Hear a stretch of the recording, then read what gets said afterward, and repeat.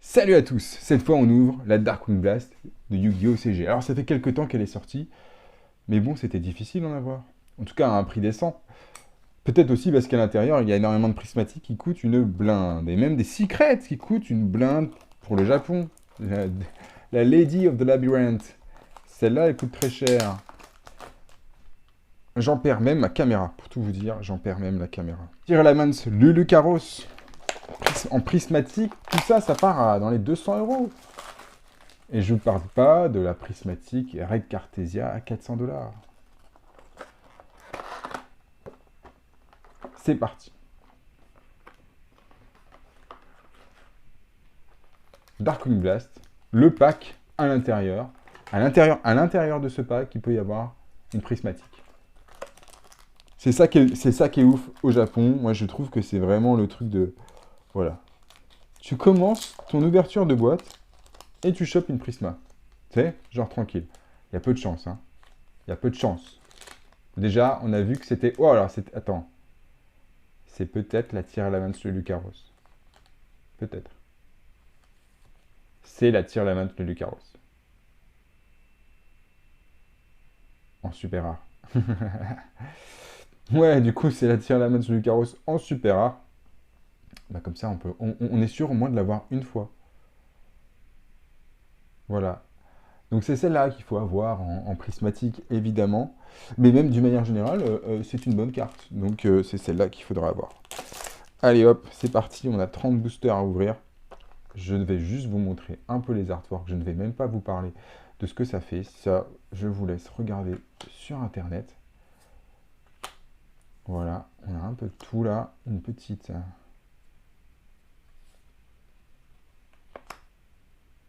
rare. Kawaii, mignonne. Mais sans plus. Allez, on sait ce qu'on cherche. Donc Darkwing, hein, Darkwing Blast, hein, vous avez compris, hein, Darkwing, elle noire, du coup, pour les noms. Donc un set qui est censé être un set... Une super. Bon, elle est cool celle-là, elle est sympa. Elle est très sympa, c'est la Red Cartesia, la fameuse Red Cartesia, et c'est celle-là qu'il faut avoir en prismatique. Bon bah du coup on l'a en super, donc on l'aura pas en prismatique. Oh, oh, oh. Et donc une rare derrière. Ça commence mal, hein.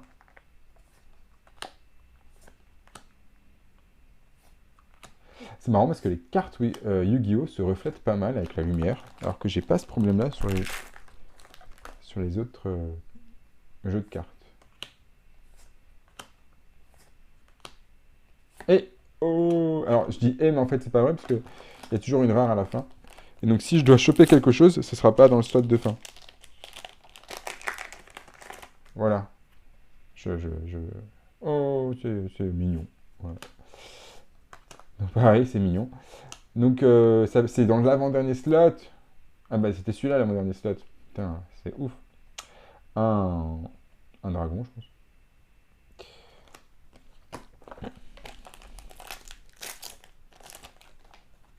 Ouais, je sais pas trop. Voilà, de l'aile noire, j'imagine ça aussi. Ok. Donc ça, c'est mort, du coup. Et là, oh, une jolie Xyz en rare.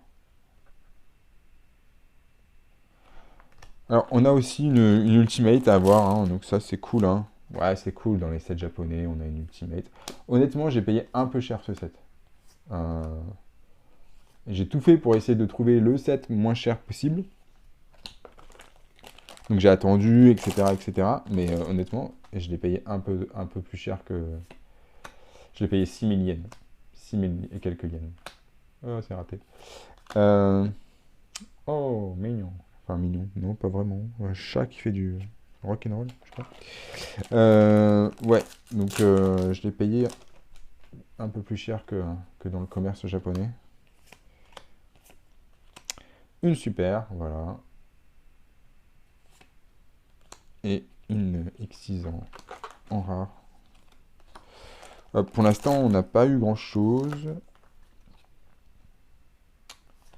Ce serait cool qu'on ait un petit peu plus de choses.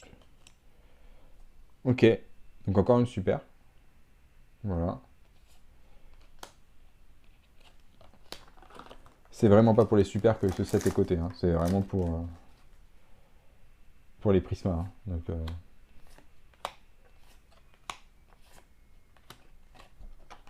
bon, il y a 30 boosters. Donc ça peut être un peu long.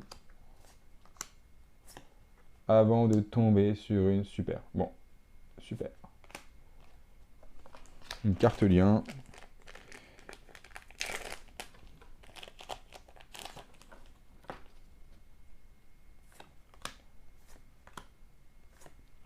Non.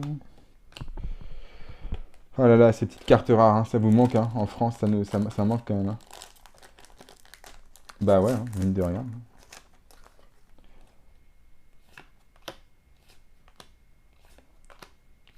Et... What the fuck? Et j'avais dit que c'était la... En fait, bah non, du coup, c'est le dernier slot. Et du coup, j'ai une prismatique. Et ça tue. Sauf que c'est la plus pourrie des prismatiques. Non, ouais, c'est pas la plus pourrie, mais c'est sympa. Franchement, c'est cool. C'est une jolie prisma. Voilà. J'ai Innis Phoenix, The Drago Slayer. Voilà, j'ai c'est du Draco Slayer. Non, en vrai, c'est super cool. Je suis super content. Ça fait ma deuxième prismatique en OCG. Donc c'est super cool. Voilà. Juste surpris, quoi. C'est juste, voilà. Mais j'attendais tellement, voilà. Pour moi, en prismatique, c'était forcément une très grosse, mais en fait, il y en a, voilà, il y en a plein des prismatiques. Mais voilà, donc du coup, vous avez la réaction d'un mec qui chope une prismatique et qui fait ouais, bon, en fait, moyen. Non, non, en fait, c'est cool, c'est toujours cool d'avoir une prismatique. Prismatique pendulaire, on s'en fout un peu. Ouais, ouais, on s'en fout. Non, c'est cool. C'est cool. Bon, et écoutez, cette boîte est déjà sympa. Enfin, elle est presque. Et je dirais qu'elle est presque rentable euh, en termes de collection. Sinon, si j'avais pas eu de prismatique, j'avoue, à moins de choper une très belle Ultimate ou une très belle Ultra, ça aurait été un peu difficile. Oui, parce qu'en fait, au niveau des artworks, bon, il y en a qui sont sympas, hein, mais ouais, c'était plutôt Lady of the Labyrinth, tout ça qui était super cool. Celle-là, elle est sympa quand même. Euh,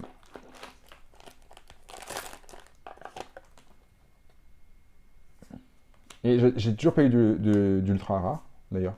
Eh, eh ben non.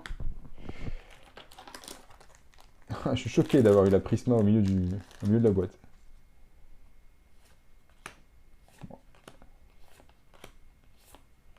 Ah, bah ça fait plaisir, parce que ça c'est une belle ultra. J'aurais bien aimé l'avoir en Prisma. Bah oui, vous connaissez mon goût pour les demoiselles. Mais oui, Vera, The Vernalizer Fairy, est une très belle carte. Franchement, c'est une belle carte et c'est une belle ultra rare. En tout cas, au Japon, il faut savoir que les ultra rares, du coup, sont moins cotés que chez nous. Mais voilà, donc du coup, voilà, c'est une très belle carte que vous allez certainement retrouver, j'espère. Alors, à voir s'ils la feront en secret ou en ultra chez nous. Mais en tout cas, elle est très sympa.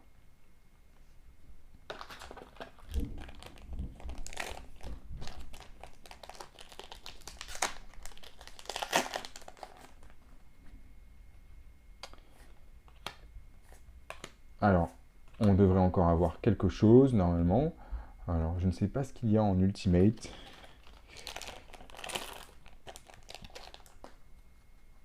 Et voilà, je ne sais même pas si j'aurai une Ultimate, si j'ai une prismatique. Si, normalement, si, hein. Oh, elle est très sympa, celle-là aussi. Voilà, alors je ne sais pas en quoi elle existe. Elle existe en prismatique aussi. Voilà, j'aurais été très content d'avoir celle-là en prismatique. Voilà, petit message personnel. Voilà, c'est l'Insect Ninja Mitsu. Voilà, peu importe ce qu'elle fait, vous le découvrirez au bon moment. Après, c'est pas dit qu'on ait exactement les mêmes cartes, hein, dans la version française. Parce qu'en fait, ils changent, ils mettent pas tout, ils mettent des exclusivités TCG, bref. Elle est cool celle-là en vrai. On l'a pas vue? Si? Je sais pas. Mais en vrai, elle est cool. Et pareil, hein, sur les super, c'est eux qui décident, hein. Ils peuvent vous mettre une commune en super, hein. Il n'y a pas de. Voilà. Il n'y a pas de. Bref. La version TCG.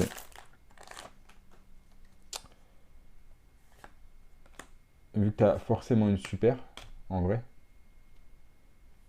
ils sont obligés de trouver des cartes à mettre en super.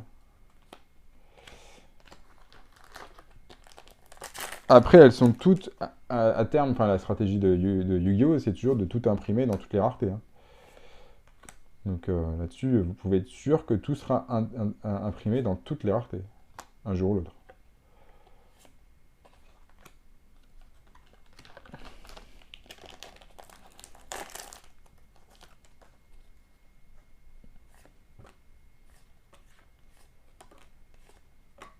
Et une rareté encore, une rare. On n'a pas eu l'ultimate, on a eu une ultra, on a eu la prismatique, enfin une prismatique, pas la prismatique. On a eu un pingouin. Non, c'est pas un pingouin, c'est un toucan. Ça. Ah, c'est cool. Bah franchement, je suis très content d'avoir cette carte-là en ultimate. Ça fait franchement plaisir. Ça fait partie des très belles cartes à avoir. Donc je suis plutôt content de l'avoir eu en ultimate. Il faut savoir que voilà, c'est quand même une carte qui cote aussi cher que son ultra en ultimate. Au Japon, ils préfèrent les ultras que les ultimates. Allez savoir pourquoi.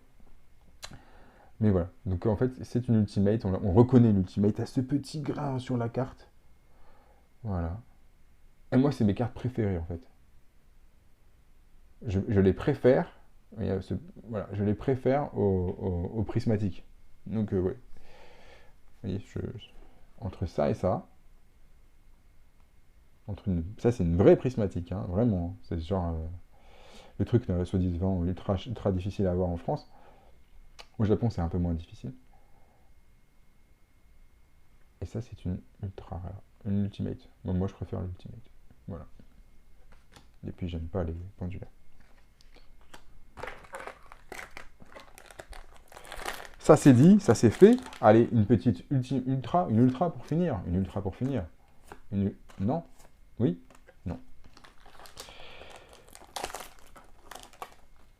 Bon, après, c'est cool, hein, franchement. On est sur une belle boîte. Une ultra, voilà, une ultra pour terminer. Mais écoutez, je pense pas que ce soit la meilleure ultra, puisque c'est pas du tout la meilleure secret. Donc je pense que si vous tombez là-dessus, voilà, ça vaut 6 dollars quoi. Mais bon, 6 dollars. Et encore, je pense que ça doit coûter moins cher que 6 dollars. Voilà. Bon, allez, elle est sympa, hein, elle est jolie, hein. L'artwork est joli. Voilà, je vous souhaite pas tomber dessus quand vous ouvrirez vos cartes françaises.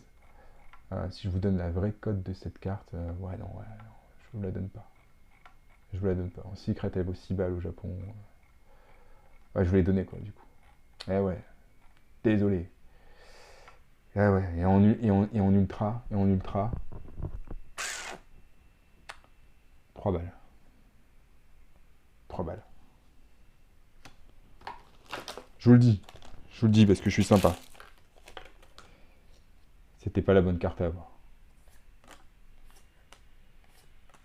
Hop, hop, hop.